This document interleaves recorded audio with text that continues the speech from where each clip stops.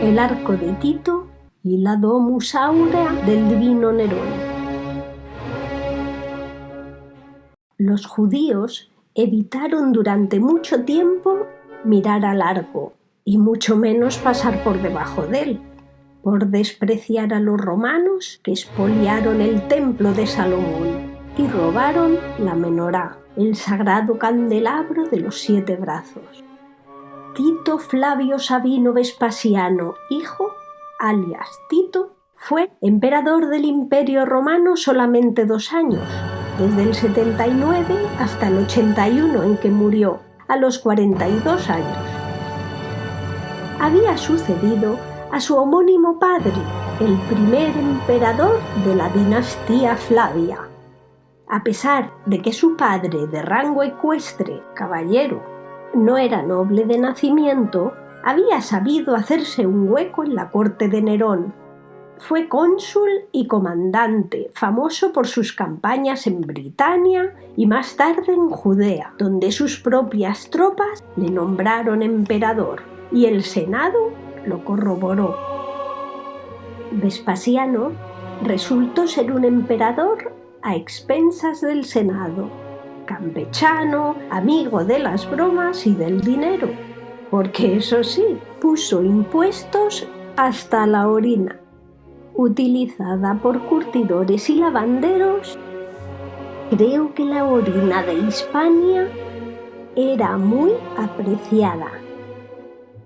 Se le consideraba emperador solo por su supervisión en los asuntos públicos, mientras que en todos los demás aspectos era democrático y vivía en igualdad de condiciones que sus súbditos.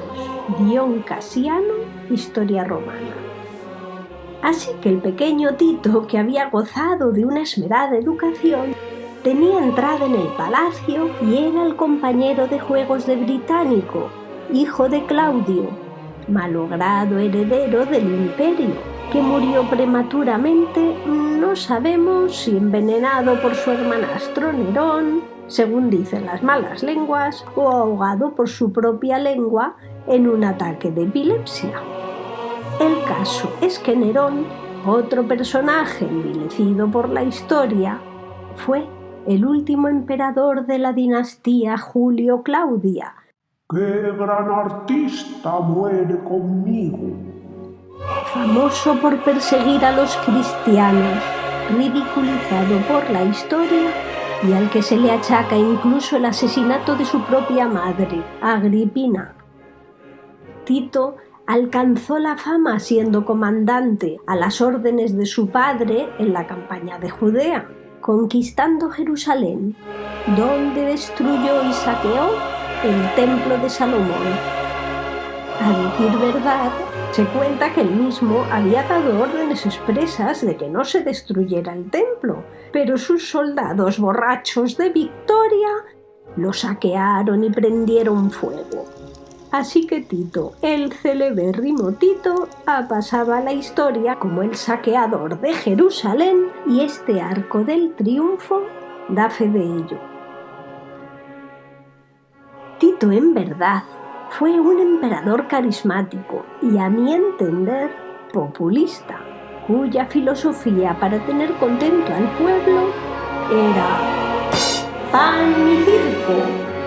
Por ello, y con dineros procedentes del saqueo de Jerusalén, comenzó a derruir la Domus Aurea de Nerón para construir, entre otras cosas, el anfiteatro Flavio, más conocido como el Coliseo, que le hizo amado y popular.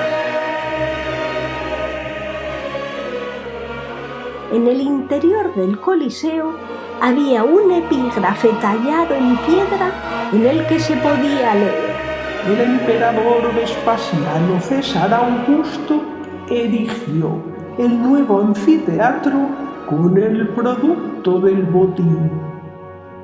De hecho, el Coliseum tomó su nombre de la colosal estatua de Nerón de 35 metros, personificado como el dios Apolo, que presidía el conjunto palatino de la Domus Aurea.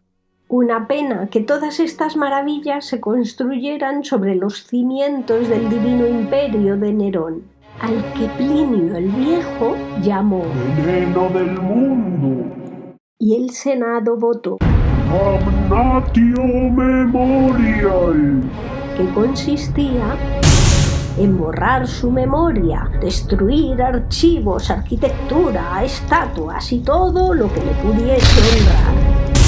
Y estos huecos de memoria son muy golosos para inventar mentirijillas morbosas que corren como la pólvora, como que Nerón incendió Roma para reconstruirla, o por inspirarse para un excelso poema. Escribe Suetonio: cuando Nerón vio su faraónica Domus Aurea, su comentario fue: ahora por fin puedo empezar a vivir como un ser humano. La Domus Aurea de Nerón supuso una revolución arquitectónica y un derroche de lujo y belleza.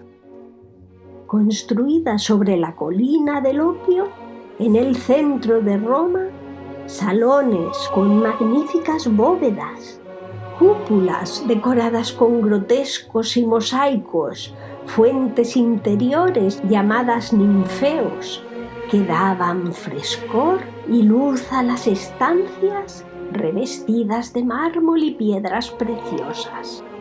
8 pilares sostenían una torre de 20 metros. El Cenatio Rotunda, un salón octogonal como el castillo de Federico II, que girando en recuerdo del movimiento continuo de la Tierra, ofrecía una vista panorámica del parque y del Foro Palatino, rematado por deliciosos jardines e incluso un lago artificial que se me antoja fuera de agua termal. Nerón se suicidó en el año 68, con 31 años, y en el 69 se abrió la veda para desvalijar la Domus Aurea, que se supone fue devuelta al pueblo romano. Tras muchas y variadas construcciones sobre ella, el palacio fue redescubierto en el siglo XV, al caer un joven por un agujero del Monte del Opio y se encontró bajo una bóveda cubierta con pinturas sorprendentes, los grotescos, que tantas veces fueron reproducidos a partir del Renacimiento. De hecho, artistas como Miguel Ángel y Rafael visitaron la perdida Domus Aurea y descubrieron este arte antiguo que había sido olvidado.